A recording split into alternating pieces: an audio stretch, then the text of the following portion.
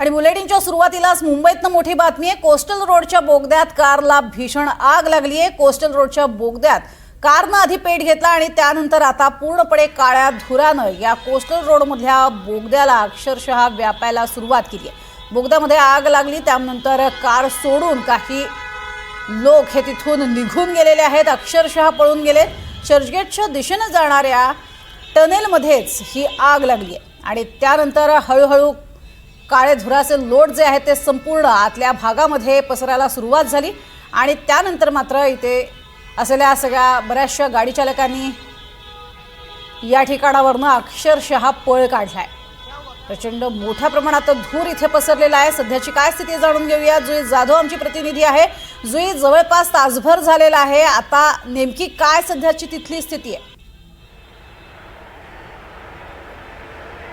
प्रज्ञा, मी आता त्या पाशी पोहोचत आहे जिथे ही गाडी अक्षरशः जळून आता खाक झाली आहे। कारण का 1 तास झाला आहे आणि 1 तासानंतर आपण पाहतोय की फायर ब्रिगेडच्या 4 गाड्या इथे पोहोचल्या आहेत। मात्र आता ही आग विझवण्यात आली आहे आणि जे आगीचे लोंढे होते ते आता शांत करण्यात आले आहे। जे काळे धूर सर्वत्र पसरले होते ते देखील आता इथे आपल्याला दिसत नाही आहेत। मात्र आता इथे जे कूलिंग ऑपरेशन आहे ते कूलिंग ऑपरेशन इथे फायर ब्रिगेडच्या माध्यमातून केलं जात आहे।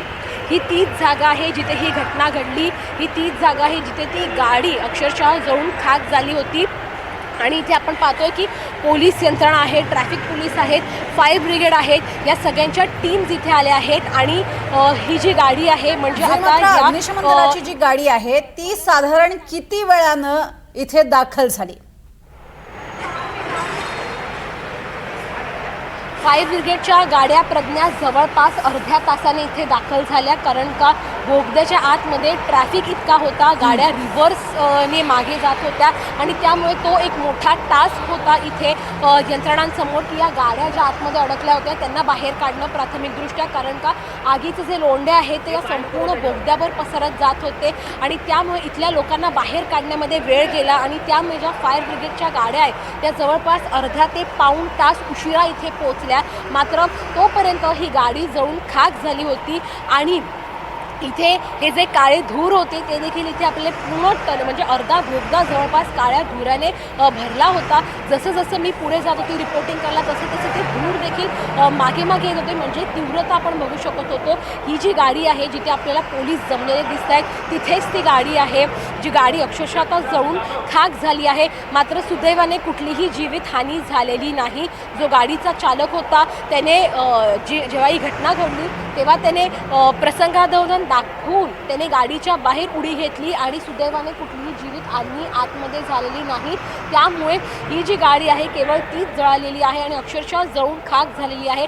आता या गाडीला बाहेर काढण्यात येत आहे आणि पूर्णपणे हे जे कूलिंग ऑपरेशन आहे ते इथे झाल्यानंतर हा जो बोगदा आहे तो वाहतुकीसाठी नागरिकांसाठी सुरू केला जाणार आहे। मात्र त्याआधी हा बोगदा सुरू केला जाणार नाही वाहतुकीसाठी। कूलिंग ऑपरेशन इथे आपण पाहतोय की फायर ब्रिगेडची टीम आहे, मुंबई पोलीस आहेत त्यांची टीम आहे आणि इथे बाजूला पण साईडला जे लाल कलरचे इथे छोटे छोटे खिडक्या पाहतोय त्या छोट्या खिडक्या म्हणजे की इथे आतमध्ये जे पाण्याचे जे पाणी आहे आणि त्याला कनेक्ट आता ही जी व्हाईट कलरची केबल आहे ती केली जाणार आहे आणि त्याच्या माध्यमातून पाणी काढलं गेलं होतं आणि कूलिंग ऑपरेशन या गाडीचं म्हणजे ह्या गाडीची आग जी आहे ती विझवण्यात आली होती। आपण पाहतोय की गाडी अक्षरशः जळून खाक झालेली आहे। मात्र सुदैवाने कुठलीही जीवितहानी झालेली नाही। जवळपास 1 तास झाला आहे या सगळ्या घटनेला आणि 1 तासापासून इथे हे जे कूलिंग म्हणजे ह्या गाडीला शांत करण्याची प्रक्रिया आता सुरू झालेली आहे आणि आता जेव्हा ही गाडी इथून बाहेर काढली जाईल हा सगळा संपूर्ण परिसर इथून स्वच्छ केला जाईल, त्यानंतर हा जो बोगदा आहे तो वाहतुकीसाठी सुरू केला जाईल। मात्र प्रज्ञा, ह्या आधीही मी या गोष्टीचा उल्लेख केला होता आणि आताही या गोष्टीचा उल्लेख करते आवर्जून की हा जो बोगदा आहे तो शासनाने सांगितला होता की हाय टेक्नॉलॉजी वापरून हा बोगदा तयार केला आहे। कुठलीही आपत्कालीन परिस्थिती आली की हा बोगदा इथे त्याच्यासाठी तयार असणार आहे। तसे यंत्रणा मी इथे सज्ज केल्या आहेत। बाजूला जर आपण SOSचे बोर्ड्स पाहिले तर मग त्याच्यावरती जे आपण आग विझवण्याचं जे यंत्र आहे तिथे त्याचं चिन्ह लावलं गेलं आहे, मात्र त्याच्या अगदी शेजारीच ही गाडी उभी होती आणि त्या गाडीने पेट घेतला होता. मात्र तरीही इथे कोणीही या गाडीच्या मदतीला आलं नव्हतं. ही गाडी पेटत होती, मात्र कुठलीही यंत्रणा इथे तोपर्यंत पोहोचली नव्हती. आणि सगळ्यात महत्त्वाचं म्हणजे की जे फायर अलार्म असतं ते का वाजलं नाही, ते इथे सेट केलंच नाही आहे का. आणि दुसरी गोष्ट म्हणजे की जेव्हा इथे अशी आग लागते त्यावेळेला आजूबाजूला वॉटर स्प्रिंकलर्स म्हणजे फायर अलार्म सिस्टीम तुमचा वाजल्यानंतर वॉटर स्प्रिंकलर्सच्या माध्यमातून पाणी येतं आणि ते वाघ तेवढ्यात विझली असती, परंतु नाही फायर अलार्म सिस्टीम वाजलं आणि नाही ते वॉटर स्प्रिंकलर्स इथे उपलब्ध होते आणि नाही ते चालले. त्यामुळे नेमकी कोणती यंत्रणा सुरक्षेच्या दृष्टिकोनाने ह्या बोगद्याच्या आतमध्ये सज्ज आहे, तैनात करण्यात आली आहे, त्याच्यावरतीच एक मोठा प्रश्नचिन्ह आता उपस्थित होतोय. ही ती गाडी आहे प्रज्ञा, आपण पाहतोय की ही गाडी ज्या म्हणजे काचा फुटल्या आहेत, गाडी अक्षरशः जळालेली आहे. आपण पाहू शकतो की किती भीषण ही जी आग आहे ती या गाडीला लागली होती. आणि त्यामुळे खरं तर वारंवार यंत्रणांवर इथे प्रश्नचिन्ह उपस्थित होतं की का यंत्रणा इथे त्यावेळेला सज्ज नव्हत्या. जवळपास अर्धा पाऊण तास ही गाडी इथे जळत उभी होती, मात्र कोणीही इथे आलं नव्हतं त्याच्या मदतीसाठी. फायर ब्रिगेड देखील उशिरा आलं आणि इथे जे आजूबाजूला नक्कीच थोडंसं तुम्हाला थांबवते. मात्र आताची आणखी एक महत्त्वाची अपडेट आपल्याला बघायची आहे. अर्थातच सध्या आपण बघतोय कोस्टल रोडच्या बोगद्यामध्ये ही आग लागली. एका कारला लागलेल्या आगीनंतर पूर्ण धुराचे लोट जे आहेत ते पूर्णपणे पसरले आणि आता कोस्टल रोडवरील वाहतूक पूर्णपणे बंद करण्यात आलेली आहे. दोन्ही बाजूची वाहतूक ही पूर्णपणे बंद आहे आणि ठप्प आहे. एकीकडे आपण महामुंबई म्हणतो, मुंबई ही आर्थिक राजधानी आहे, ज्या अत्याधुनिक सोयी सुविधा आहेत त्या सगळ्यात आधी मुंबईमध्ये येतात. मात्र याच मुंबईमध्ये ज्या वेळेला एखाद्या गाडीला आग लागते त्यावेळेला ती आग विझवण्यासाठी तात्काळ सुविधा उपलब्ध होत नाहीत. ही देखील खंत आहे आणि हे आता पुन्हा एकदा सिद्ध झालेलं आहे की मुंबईसारख्या ठिकाणी कोस्टल रोड जो अत्याधुनिक सोयी सुविधांनी युक्त आहे तो मात्र कशा पद्धतीनं अगदी काही महत्त्वाच्या बाबींमध्ये पूर्णपणे फेल ठरलेला आहे. या संदर्भात अधिक माहिती जुई जाधव आपल्याला देते. जुई, दोन्हीकडची वाहतूक पूर्णपणे बंद करण्यात आली आहे. लोक कशा पद्धतीनं आता मार्ग काढतायत, कसे पुन्हा दुसऱ्या मार्गाने जात आहेत, वाहतूक कशी वळवली आहे? प्रज्ञा, हा जो बोगदा आहे त्या बोगद्याच्या अगदी मध्यभागी ही जी गाडी आहे ती जळाली होती. मात्र आता जर आपण हा संपूर्ण बोगदा पाहिला तर मग दोन्ही बाजूची वाहतूक बंद करण्यात आली आहे. त्याचं कारण म्हणजे की जे आगीचे लोंढे आहेत ते या बोगद्यामध्ये पसरत होते. मात्र लोक इथे पॅनिक झाली होती. जेव्हा ही घटना घडली, जेव्हा ही आग लागली, तेव्हा लोक अक्षरशः त्यांच्या गाड्या या बोगद्यामध्ये सोडून उलटं म्हणजे टनल बोगद्याच्या बाहेरच्या दिशेने पळत होते. मात्र तेवढ्यात इथे ट्रॅफिक पोलीस आले. त्यांनी लोकांना समजलं की तुम्ही तुमच्या गाड्या इथून घेऊन जा आणि बाहेर पडा. आणि त्यामुळे लोक इथे रिव्हर्स मारून पटापट आपल्या गाड्या बाहेर काढू लागले आणि त्यामुळे हा बोगदा आता इथे पूर्णपणे रिकामा झाला आहे, वाहतुकीसाठी बंद आहे. मात्र पर्यायी मार्ग वापरण्यासाठी लोकांना आता आवाहन करण्यात आलं आहे. केवळ इथे फायर ब्रिगेड असतील, पोलीस असतील, त्यांच्याच गाड्या इथे उपलब्ध आहेत. परंतु प्रज्ञा, जो तू प्रश्न विचारलास की मुंबईसारख्या शहरात, मुंबईसारख्या ठिकाणी यंत्रणा कुठे होत्या, कारण का ही गाडी अक्षरशः अर्धा ते पाऊण तास इथे पेटत होती. जरी आपण एक समजू शकतो की बोगद्यामध्ये ट्रॅफिक होता त्यामुळे फायर ब्रिगेडच्या गाडीला यायला उशीर झाला, पण या बोगद्यामध्ये अशी काही यंत्रणाच नव्हती का की जेव्हा अशी आपत्कालीन परिस्थिती येते त्यासाठी हा बोगदा सज्जच नव्हता का. म्हणजे आपण जेव्हा म्हणतो की आपत्कालीन परिस्थितीसाठी आम्ही सज्ज आहोत, मग नेमक्या कुठल्या आपत्कालीन परिस्थितीसाठी यंत्रणा सज्ज होत्या. कारण का एखादी गाडी इथे जळते, तुमच्याकडे फायर अलार्म तुमचा वाजत नाही, तुमचे वॉटर स्प्रिंकलर्स इथे चालत नाहीत, मग नेमक्या कुठल्या यंत्रणा इथे सज्ज होत्या. मुंबईकरांचा जीव जेव्हा तुम्ही म्हणता की आम्ही वाचवण्यासाठी यंत्रणा आहेत, मात्र नेमका कुठलं इथे यंत्रणा तुमच्या ज्या आहेत त्या सज्ज झाल्या होत्या. आणि इथे आपण पाहतोय की इथे जी गाडी आहे ती जळलेली आहे आणि इथे आपण खरं तर आता नेमकं कोणते अधिकारी इथे येऊन याची पाहणी करणार आहेत ते देखील पाहणं येत्या काही खरं तर मिनिटांमध्ये कुठले अधिकारी ते पोहोचतात ते बघणं महत्त्वाचं राहणार आहे. प्रज्ञा, आणि जुई, सध्या आपण बघतोय की यंत्रणा तर कुचकामी ठरलेली आहेच, पण त्याबरोबरीनं या संपूर्ण भागामध्ये आपण बघतोय की कार जळून खाक झालेली आहे। मात्र जे स्प्रिंकलर्स इथे लागणं अपेक्षित होतं ते लागले नाहीत। फायर ब्रिगेडला सुद्धा इथे पोहोचायला तब्बल अर्धा तास लागला आणि त्यामुळे या संपूर्ण बोगद्यामध्ये धुराचं साम्राज्य पसरलं आणि अनेकांना आपल्या गाड्या सोडून पळ काढावा लागला। जे प्रत्यक्षदर्शी आहेत त्यांनी नेमकं या भागामध्ये सगळी ही परिस्थिती पाहिलेली आहे, अनुभवलेली आहे। अशांशी सुद्धा आपण संवाद साधणार आहोत। मात्र सद्यस्थितीत आपण पाहतोय की कशा पद्धतीनं या संपूर्ण घटनेनंतर मुंबईतील अक्षरशः कोस्टल रोडच्या बाजूने जाणाऱ्या अनेक म्हणजे शेकडोंच्या संख्येनं गाड्या अक्षरशः ठप्प झाल्या। दोन्ही बाजूची वाहतूक ही अक्षरशः थांबवावी लागली आणि या गाड्यांना आता दुसरा मार्ग कोणता असाही प्रश्न निर्माण झाला, कारण तब्बल 4 लेनमध्ये गाड्या थांबलेल्या होत्या आणि या गाड्या पुढे सरकणं किंवा मागे घेणंही तात्काळ शक्य नव्हतं आणि त्यामुळे अनेकांनी अक्षरशः हे धुराचे लोट पाहून तिथून पळ काढला। कोणती दुर्घटना घडण्यापूर्वी इथून निघून जावं असं वाटून अनेक जण तिथून निघून गेले आणि त्यामुळेच काही प्रश्न उपस्थित होत आहेत की अशा पद्धतीनं दुर्घटना घडलीच तर अक्षरशः आता ही 2 दृश्य आपल्याला बघायला मिळत आहेत की कशा पद्धतीने या कारला आग लागलेली होती आणि यानंतर काळे धुराचे लोट हे अर्थातच पूर्ण या बोगद्यामध्ये पसरायला सुरुवात झाली। ज्यावेळेला आमची प्रतिनिधी जुई जाधव या ठिकाणी गेली तेव्हा अक्षरशः बोलणंही कठीण झालेलं होतं। इतक्या मोठ्या प्रमाणात हा धूर जो आहे तो पूर्ण या आतल्या भागामध्ये पसरला जात होता आणि तो हळूहळू ज्या ठिकाणी गाड्या उभ्या होत्या तिथपर्यंतही पोहोचलेला होता आणि त्यामुळेच नागरिकांमध्ये चांगलीच घबराट पसरली। अनेक मुंबईकर आणि ड्रायव्हर हे सुद्धा तिथून पळून गेले।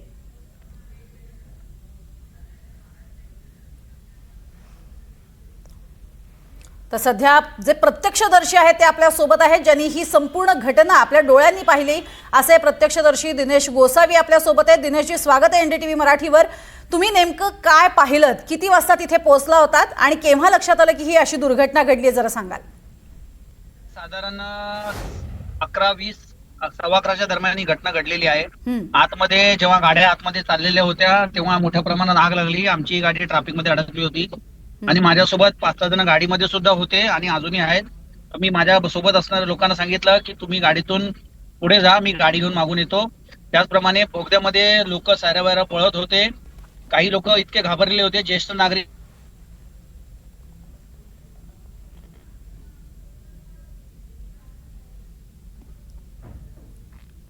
नक्कीच काही तांत्रिक कारणामुळे दिनेश गोसावी यांचा आवाज आपल्यापर्यंत पोहोचत नाहीये। मात्र 11:20च्या सुमारास ही घटना घडली आणि त्यानंतर मात्र अनेकांमध्ये घबराट पसरली। हे काही आपण मुलं बघतोय, काही ड्रायव्हर आहेत, काही लोक खरोखरीच या गाडीतनं आपल्या उतरून हे धावायला सुरुवात केलेली होती, कारण अक्षरशः घबराट पसरली की ही आग पुढे सरकू नये अशा स्वरूपाची भीती त्यांच्या मनात निर्माण झाली आणि त्यामुळे अनेकांनी तिथून अक्षरशः पळ काढला। मात्र घडलेल्या घटनेनंतर काय घडले पुढच्या बाजूला हे अनेकांना माहिती नव्हतं। कारला लागलेली ही आग होती, मात्र नेमकी कशाला आग लागली हे न कळल्यामुळे ही धावाधाव सुद्धा काही काळ पाहायला मिळाली। अनेक जण आपल्या गाड्यांमधून उतरून अक्षरशः धावत गेले। दुर्दैवी बाब हीच आहे की अतिशय तंत्रज्ञानानं परिपूर्ण अशा स्वरूपाचा हा बोगदा बनवण्यात आला होता, मात्र मग ही यंत्रणा का कुचकामी ठरली असाही प्रश्न उपस्थित होतोय। दिनेशजी, आता तुम्हाला आमचा आवाज येत असेल तर सांगाल नेमकं काय काय घडलं, तुम्ही काय काय पाहिलं? 11:20 वाजता आग लागली असं तुमचं म्हणणं आहे? 11:45च्या दरम्यान ही घटना घडली मॅडम। ही आतमध्ये जेव्हा आम्ही गेलो तर गाडीला आग लागली होती। काय समजत नव्हतं, पुढचे लोक मागे हा विचार करत होते, पण आम्ही सर्व लोकांनी सहकार्य केलेलं, लोकांना गाड्या फिरवण्यासाठी मदत केली। मी सुद्धा माझी गाडी सोडून गाड्या युटर्न मारण्यासाठी लोकांना सांगितलं। ज्याच्यामध्ये ज्येष्ठ नागरिक काय अडकले होते त्यांना सुद्धा सहकार्य केले आम्ही। जे ज्येष्ठ नागरिक जास्त प्रमाणात घाबरले, महिला वर्ग होत्या ते जास्त घाबरल्या। आगीचा धूर इतका होता आणि कोस्टल रोड इतका छोटा आहे की त्यातून धूर बाहेर येण्यासाठी काय मार्ग नव्हता। माझ्यासोबत जे 4-5 लोक होते गाडीतून, मी त्यांना सुद्धा विनंती केली तुम्ही गाडीतून उतरून बाहेरच्या दिशेला चालत जा। मग आम्ही गाडी घेऊन जस्ट आता बाहेर आलोय। पोलीस यंत्रणा आलेली आहे, मुंबई पोलिसांनी खूप लवकरात लवकर येऊन लोकांना सहकार्य केलेलं आहे आणि अग्निशामक दल सुद्धा इथे आलेलं आहे। बरं दिनेशजी, तुम्हाला कळलं होतं का नेमकं काय झालं होतं? आग लागली गाडीला, काय झाले, कशामुळे हे सगळी ठप्प यंत्रणा हे कळलं होतं का? आग कशामुळे गाडीला पेट घेतला मॅडम आता ते सांगू शकत नाही, कारण वातावरण इतकं मुंबईचं तुम्हाला वातावरण पण समजलं इतकं होतं दमट का आणि की गरमी कारला आग लागली आणि त्यामुळे या सगळ्या गाड्या थांबल्यात? ते नाही, बोगद्यामध्ये प्रत्येक गाडी एसी लावूनच जाते मॅडम आतमध्ये, तर त्याच्यामुळे गरमी असेल किंवा गाडी जुनी असेल, काय प्रॉब्लेम असेल माहित नाही मॅडम। जी आता ते गाडी पेटाचं काय कारण होतं ते माहित नाही मॅडम, नाही दिनेशजी, पण परिस्थिती एकदम भयान होती. लोकांना काय समजत नव्हतं. लोक इकडे तिकडे सैरा वैरा पळत होते. म्हणजे लोकांना पण मुंबई समजायला पोलिसांनी उशीर खूप झाला चांगलं की सहकार्य कार केलं. आग लागली आहे. नेमकं काय झालंय हे तुम्हाला कधी कळलं की नेमकी कार आग लागली आहे हे नेमकं कधी कळलं? नाही, त्याच मोमेंटला दिसत होतं ना मॅडम, समोर दिसत होतं आम्हाला की धूर येतोय, आग लागली दिसत होतं ना आम्हाला. हम्म. पण आता आम्ही आमचा जीव वाचवायचा, ती गाडी विझवायची, काय करायचं हेच समजत होतं मॅडम. अच्छा, पण अग्निशमन दलाची गाडी पोहोचायला तिथे तब्बल अर्धा तास लागला आणि अत्याधुनिक स्वरूपामध्ये आहेत, स्प्रिंकलर्स आहेत. ते काही ऍक्टिव्हेट होताना दिसले होते का तुम्हाला? नाही, तिथे जेव्हा ऍक्टिव्हेट होतं आतमध्ये एकदम सेंटरला होतं ना मॅडम, ना पुढे ना मागे काय काय समजतच नव्हतं. आणि तिथे कोणी अधिकारी नव्हते, कोस्टल अधिकारी वगैरे, कारण आतमध्ये पुन्हा माणसांना चालायला वगैरे काय परमिशन नाही. आणि यू टर्न मारायला तिथे जे जागा ठेवली असती तर एवढ्या गाड्या अडकल्या पण नसत्या. बरं, त्यावेळेला ज्यावेळेला ही आग लागली तेव्हा फायर अलार्म वाजला होता का? नाही, फायर अलार्म नाही वाजला मॅडम. अच्छा, म्हणजे तुम्ही प्रत्यक्षदर्शी, म्हणजे पाहिल्यानंतरच तुम्हाला कळलं की आग लागली आणि आता आपल्याला इथून दुसऱ्या मार्गाने जावं लागणार आहे किंवा मागे वळावं लोक लागणार एकमेकांना आहे? सांगायला लागले ना, लोक एकमेकांना सांगायला लागले, गाड्या फिरवा, गाड्या फिरवा, गाड्या फिरवा. अच्छा, साधारणपणे किती गाड्या तिथे अडकून पडल्या होत्या आणि पुढच्या बाजूला भरम होत आहे. साधारणपणे किती गाड्या अडकून पडलेल्या होत्या? तरी नाही म्हटलं मॅडम, 1000 एक गाड्या असतील मॅडम. अच्छा, आणि बाजूला म्हणजे दोन्ही बाजूनी मिळून 1000 गाड्या अडकलेल्या होत्या? दोन्ही बाजू म्हणजे वन होती ना, हम्म. एक लाईनच चालू होती. जी मुंबईच्या दिशेला जाण्याची लाईन होती, तो भोगद्यामध्ये आग लागली ना. पण दिनेशजी, मुळात आपण म्हणजे म्हणतोय मुंबईमध्ये तुम्ही राहता, नरमन पॉइंटला जाणाऱ्या भोगद्यामध्ये. बरोबर, तुम्ही म्हणताय तसं की मुंबईमध्ये आपण राहतो, मुंबईमध्ये सर्व स्वरूपाच्या सुविधा आहेत. मग अशा पद्धतीनं दुर्घटना घडली तर खरोखरीच सगळी यंत्रणा सज्ज आहे असं तुम्हाला वाटतंय का? मॅडम, कोस्टल रोडच्या आतमध्ये पहिली गोष्ट म्हणजे मॅन पॉवर नाहीये.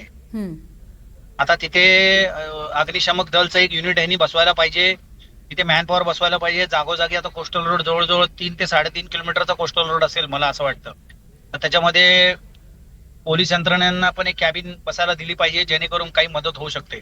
तर भविष्यामध्ये अशी काही घटना होऊ नये म्हणून सरकारने काळजी घ्यावी. पण मुंबई पोलीस इतकं सतर्क आहे की त्यांना जसा मेसेज गेला त्यांनी पटापट पोलिसांच्या गाड्या आल्या, फायर ब्रिगेडच्या गाड्या आल्या आणि लोकांना बाहेर काढलेले त्यांनी.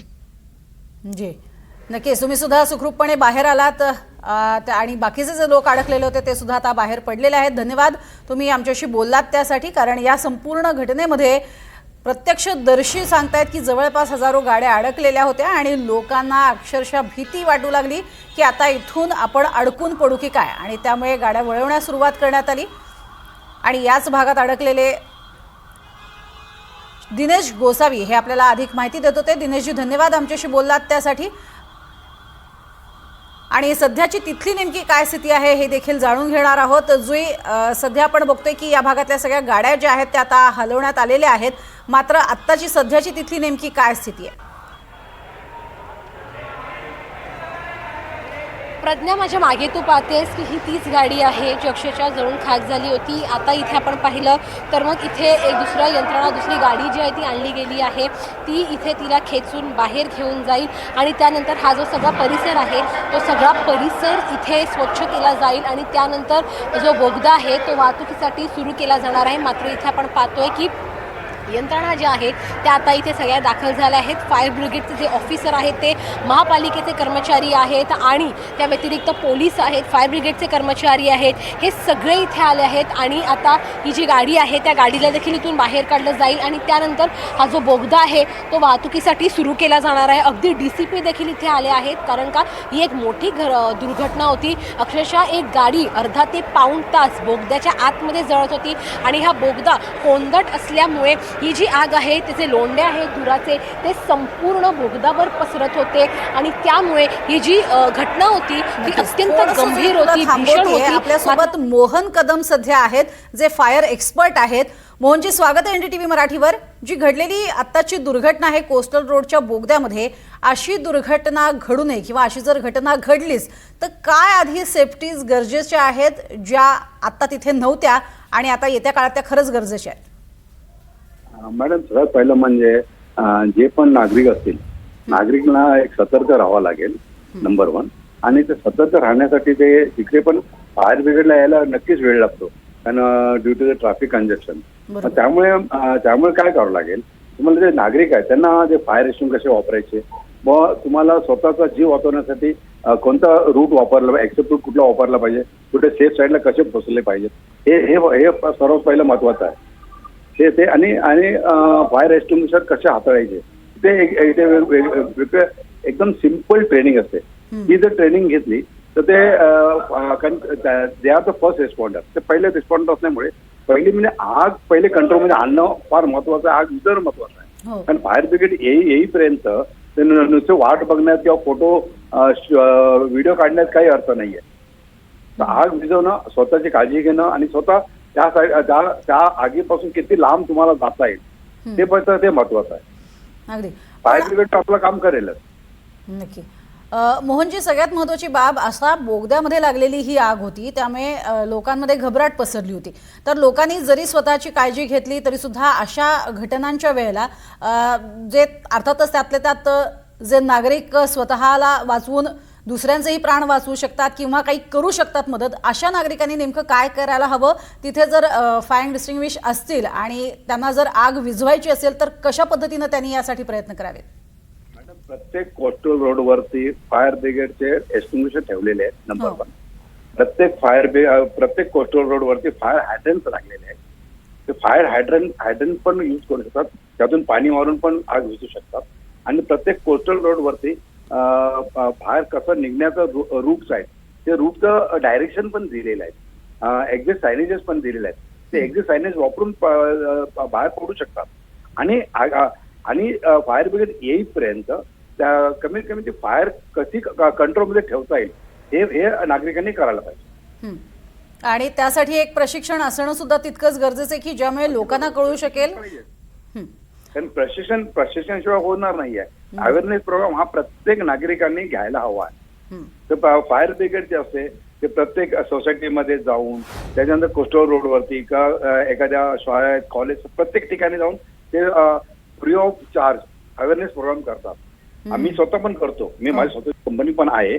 मी पण स्वतः अवेअरनेस प्रोग्राम करतो, फ्री ऑफ कॉस्ट करतो. पण जसा हवा तसा रिस्पॉन्स मिळत नसतो नागरिकांचा. नागरिक ह्या सेफ्टीमध्ये कोणाला आतापर्यंत अवेअरनेस नाही आहे. जसं फॉरेन कंट्रीमध्ये सेफ्टीमध्ये जो अवेअरनेस प्रोग्राम आहे तो आपल्याकडे अजून तो होत नाहीये. सर्व आपल्याकडे डायरेक्शनल सायनेज लावलेले आहेत, त्यानंतर एक्सटिंग्विशर लावलेले आहेत, हायड्रंट सिस्टम्स आहेत, सिस्टम इन प्लेस. पण ते सिस्टम प्लेस असून फायदा नाही ना. त्या सिस्टमचा ट्रेनिंग ही महत्वाची आहे. बरोबर. पण आता अशी घटना घडल्यानंतर आपण समजा गाडीतनं चाललेलो आहोत तर अशा चालकांनी काय काळजी घेणं गरजेचं आहे? इतर गाडी चालक आहेत ते नसतं धाडस कधी कधी करू शकतात की अशा गाडीच्या बाजूनी पटकन निघून जावं. नाही. मग मला तेच बोलायचं आहे, धाडस करून फायदा नाहीये. तुम्हाला माहिती समोर आग दिसते, तर आग अजून आतमध्ये कोस्टल रोडच्या आतमध्ये किती, बोगद्याच्या आतमध्ये किती आहे ते कोणाला माहित नाही. आणि महत्वाने एवढा धूर होतो की त्या धुरामध्ये तुमची हेडलाईट लावली तरी पण तुम्हाला समोरचं काही दिसणार नाहीये. तर एक इन्सिडेंट झालेला आहे, तर तुम्ही अजून दुसरा इन्सिडेंट करणार आणि तुम्ही गाडी त्या आगीतून बाहेर काढणार तर तुमची कंट्रोल राहणार नाही. समोर एखादी गाडी येत असेल काय असेल किंवा एक गाडी गेलेली आहे, त्यांनी जर ब्रेक मारला तर तो धुरामध्ये तुम्हाला न दिसता तुम्ही दुसऱ्या गाडीचा इन्सिडेंट होणार आणि तुम्ही सर्व तिकडे फसून जाणार. तर त्या धुरामध्ये कोणी गाडी काढू नका.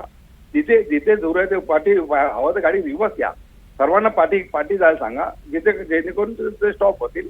आणि जर तुम्हाला फ्लेम दिसत असेल, कारण धूर दिसून आग विझणार नाही. तुम्हाला जोपर्यंत फ्लेम दिसत नाही, तुम्ही एक्सटिंग्विशर भरपूर लावलेले आहेत, पण तुम्ही धुरामध्ये मारून फायदा नाही. जोपर्यंत आगीचा आग दिसत नाहीये, फ्लेम दिसत नाही, तर फ्लेमवर मारलं तरच तो आग दिसणार आहे.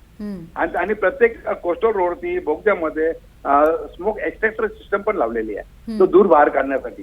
ते ऑटोमॅटिक सिस्टम आहे. मग त्या ऑटोमॅटिक सिस्टमची प्रत्येक वेळा मेंटेन होणं जरुरी आहे. जर सिस्टम लावलेली आहे पण ती सिस्टम चालते नाही चालत, त्याचं पण अॅन्युअल मेंटेनन्स कॉन्ट्रॅक्ट देणं जरुरी आहे. प्रत्येक वेळा त्याचे चेकिंग होणं जरुरी आहे.